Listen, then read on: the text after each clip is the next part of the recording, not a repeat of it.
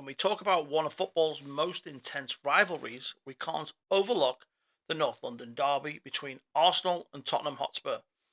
The passionate rivalry that defines this clash isn't purely location based, as you might think. Sure, both teams are from North London, but the true animosity that fuels this derby wasn't born on the pitch. It was born in the back rooms, driven by one man's ambition and the choices he made. And get this, that man didn't even play football. The story starts with Arsenal, who were originally known as Woolwich Arsenal, then Royal Arsenal, and later the Arsenal. Back in the late 1800s and early 1900s, Arsenal was far from the powerhouse we know today. They were based in southeast London in a neighbourhood called Plumstead, an area that wasn't exactly buzzing with football fever at the time.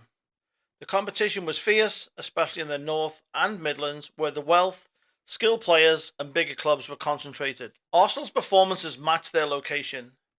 They were floating around in the second division with attendance numbers under 10,000, pretty far from impressive. In contrast, just up the road, Tottenham Hotspur were pulling in crowds of nearly 50,000, drawing a much bigger fan base and capturing the footballing spotlight. But Arsenal's fortunes were about to change, and it was all thanks to a man named Sir Henry Norris.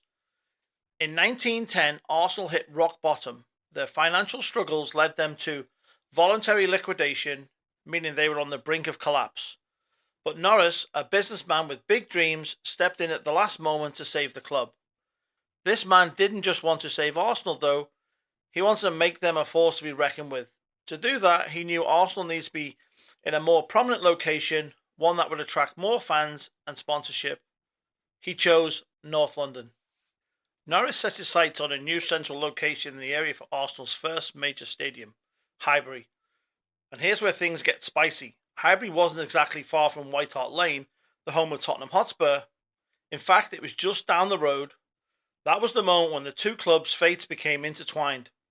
At this point, Tottenham didn't really care about Arsenal. They were rivals, sure, but the hatred hadn't yet formed. The rivalry as we know it hadn't truly been ignited, but that was all about to change.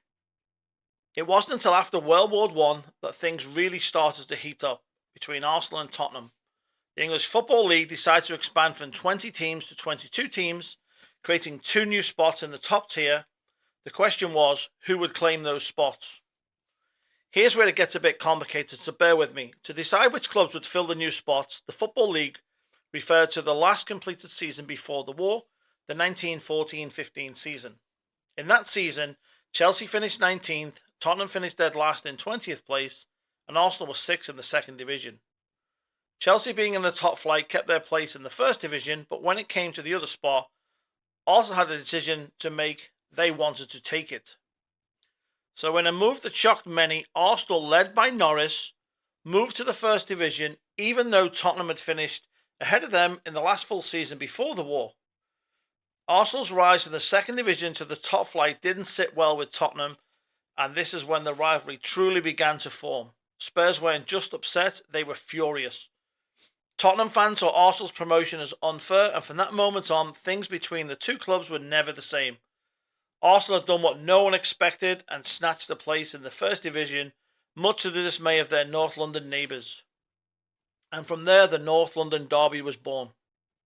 This rivalry has seen unforgettable matches, iconic moments, and countless clashes that have defined the history of both clubs.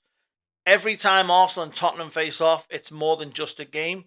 It's a reminder of the origins of the rivalry, of a businessman's ambitious move that sparked a fire between two clubs, one that continues to burn brightly today. So the next time you watch the North London derby, remember, it's not just about the players on the pitch, it's about a story that began over a century ago in the offices and boardrooms of football. A rivalry forged by power, ambition, and of course, a little bit of backroom drama.